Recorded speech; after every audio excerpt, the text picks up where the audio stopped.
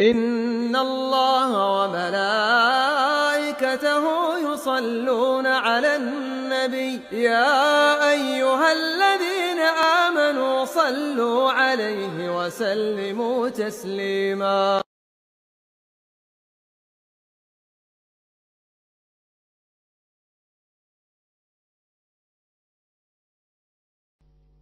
Pada kesempatan di pagi hari ini kita akan melanjutkan membahas salah satu dari nama Allah Subhanahu wa taala yang maha indah, yaitu Ad-Dayyan. Ad-Dayyan. Ad-Dayyan yang maha kuasa, yang maha perkasa, yang maha menghisap dan menghitung amal perbuatan hamba-hambanya dan memberikan balasan yang seadil-adilnya pada hari kiamat.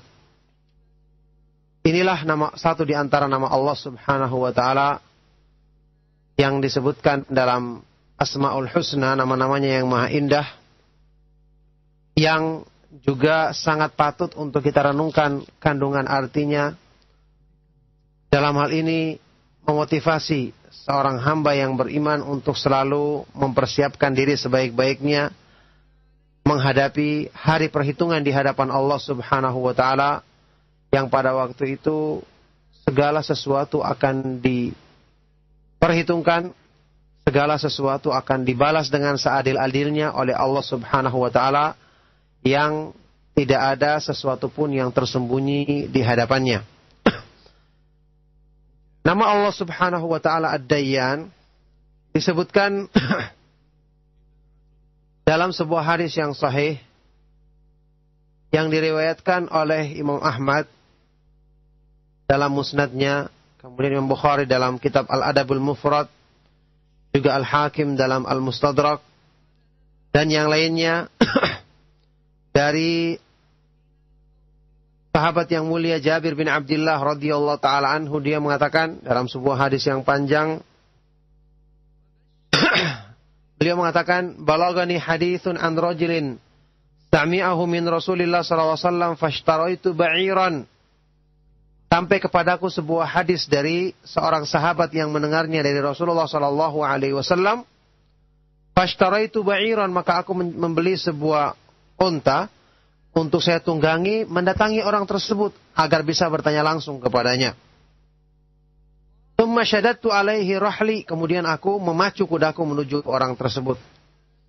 Fasirtu ilaihi syahran hatta qadimtu alaihi Syam. Maka aku pun berjalan menempuh perjalanan selama sebulan sehingga aku tiba di tempat sahabat itu di wilayah Syam. Fa idza Abdullah ibnu Unais radhiyallahu anhu, maka ternyata dia adalah sahabat yang mulia Abdullah ibnu Unais. Ini kisah yang menarik sekali, menggambarkan kepada kita bahwa para sahabat Nabi Shallallahu Alaihi Wasallam menjadikan petunjuk Nabi Shallallahu Alaihi Wasallam sebagai suatu yang paling berharga dalam hidup mereka, sehingga mereka rela mengorbankan harta, tenaga, bahkan seluruh yang ada pada mereka hanya untuk mengetahui sebuah hadis Nabi Shallallahu Alaihi Wasallam yang itu memang pantas untuk dihargai dengan sebesar-besarnya penghargaan. Karena dengan petunjuk Nabi Shallallahu Alaihi Wasallam, apalagi dalam hal-hal yang berhubungan dengan keimanan, keyakinan, benar-benar akan menerangi cahaya hati manusia untuk memudahkan perjalanannya menuju ke ridha Allah Subhanahu wa taala. Kemudian faqala lil bawab, Jabir pun mengatakan kepada penjaga rumahnya, kullahu Jabir alal bab, katakan kepada sahabat ini bahwa Jabir bin Abdullah di depan pintu. Faqala, maka dia bertanya, Ibnu Abdullah, apakah Jabir bin Abdullah? Aku katakan iya. Intinya akhirnya keluarlah Abdullah bin Unais, kemudian mereka berpelukan.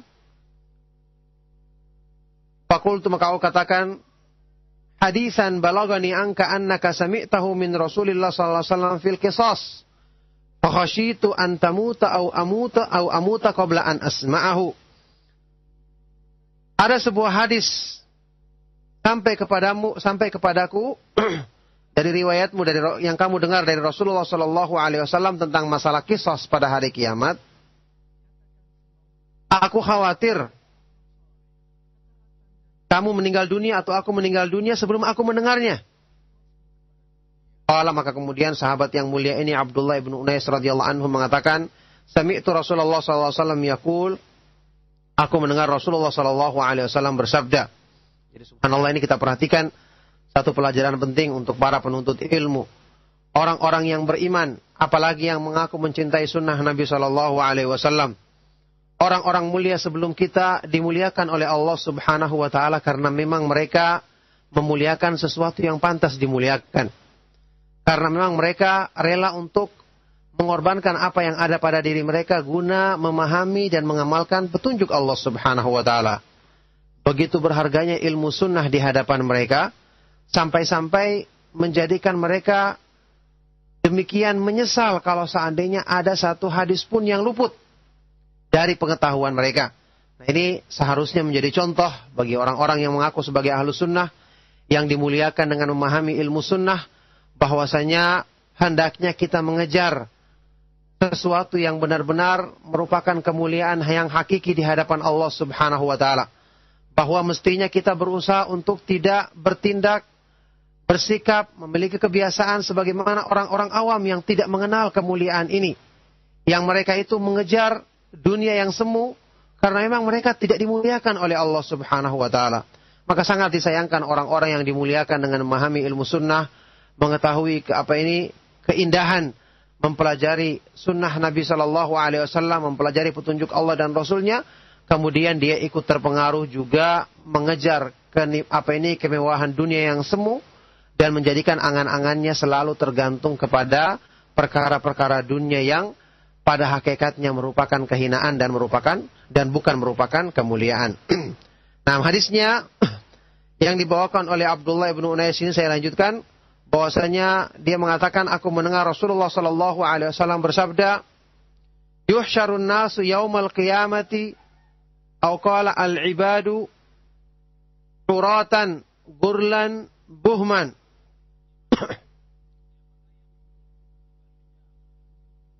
Qala qulna wa ma buhman? Qala laisa ma'ahum syai'.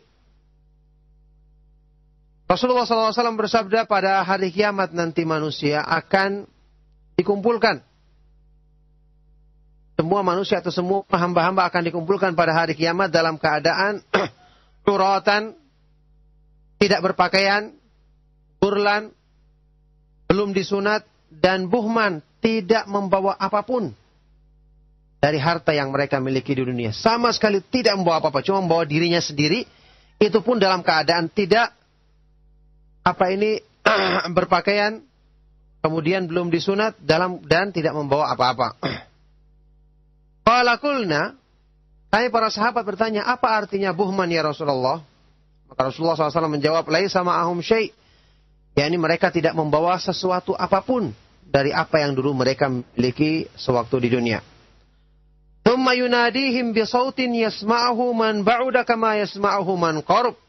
Kemudian Allah memanggil semua manusia, menyeru kepada semua manusia dengan suara yang bisa didengar oleh orang yang jauh sebagaimana didengar oleh orang yang dekat. Ini menunjukkan firman Allah subhanahu wa ta'ala itu dengan suara yang bisa didengar. Tapi jelas semua sifat-sifat Allah sesuai dengan kebesaran dan kemuliaannya, tidak sama dengan sifat-sifat makhluk. Allah menyeru pada waktu itu, mengatakan di hadapan semua makhluknya yang didengar oleh semua mereka, Anal maliku, anad dayyan, aku adalah al-malik, yang maha menguasai, yang maha memiliki alam semesta beserta isinya. Anad dayyan, aku adalah ad-dayyan, yang maha perkasa, yang maha memberikan balasan atas perbuatan dan amal hamba-hambanya. Wala yanbaghi li ahadin min ahli an-nari an yadkhula an-nara walau inda ahadin min ahli al-jannati haqqun hatta ukisuhu minhu. Tidak sepantasnya atau tidak diperbolehkan seseorang dari penduduk neraka masuk ke dalam neraka, padahal dia masih memiliki hak dari salah seorang yang akan masuk ke dalam surga. Jadi tidak boleh kedua-duanya masuk ke dalam tempat yang telah mereka dapatkan, sampai aku benar-benar mengkisosnya, sampai aku benar-benar memperhitungkan dan memberikan hak-hak tersebut. Jadi meskipun dia masuk neraka, tetap ditunaikan hak-haknya sebelum masuk ke dalam neraka. Wala yanbaghi li ahadin min ahli al-jannati an yadkhula al-jannata wa li ahadin min ahli an-nari indahu haqqun hatta ukissuhu minhu. Sebaliknya tidak diperbolehkan seseorang dari penduduk surga masuk ke dalam surga dalam keadaan dia masih memiliki hak yang belum ditunaikan dari seseorang dari penduduk neraka, sampai aku mengkisasnya, membalasnya, sampai aku menunaikan hak tersebut dengan sempurna. Hatta lautamatu, sampai pun itu berupa lautamah, tamparan. Sampai itu berupa pukulan atau tamparan. Qala qulna, maka kami pun bertanya, para sahabat Nabi SAW bertanya, kaifa wa innama na'tillaha yawma na'tillaha azza wa jalla uratan gurlan buhman. Ya Rasulullah, bagaimana bisa ditunaikan hak-hak mereka itu di akhirat nanti? Padahal kami waktu itu datangnya menghadap Allah Subhanahu wa taala tidak membawa apa-apa sama sekali. Bahkan pakaian pun juga tidak, dalam keadaan belum disunat dan dalam keadaan tidak membawa apa-apa sama sekali. Qala, maka pada waktu itu Rasulullah SAW bersabda, bil hasanati was sayyiat, yang akan dijadikan sebagai bahan untuk menunaikan hak-hak tersebut adalah kebaikan-kebaikan, pahala-pahala amal, dan keburukan-keburukan dosa-dosa manusia. Maksudnya yang masih punya hak diberikan dari pahala orang yang pernah mengambil haknya. Kalau sudah habis pahala kebaikannya, maka akan diberikan dosa orang tersebut kepadanya, wal'iyadzubillah.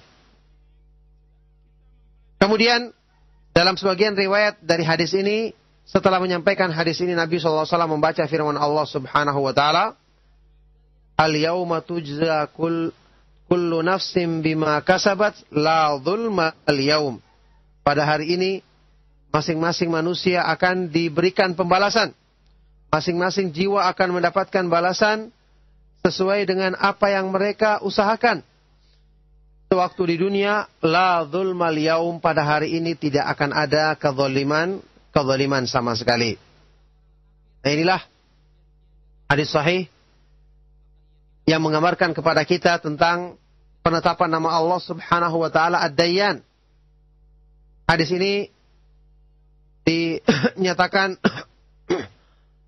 hasan dan sebagian ulama menilainya sebagai hadis yang saleh, hadis yang benar, seperti Imam Al-Mundhiri, kemudian Syekh Al-Albani rahimahumullah taala, dan Ibnu Hajar juga membawakan sanad lain dari hadis ini dan menyatakannya dengan ucapannya isnaduhu saleh. Sanad hadis ini adalah saleh, yaitu baik dan bisa dijadikan sebagai sandaran.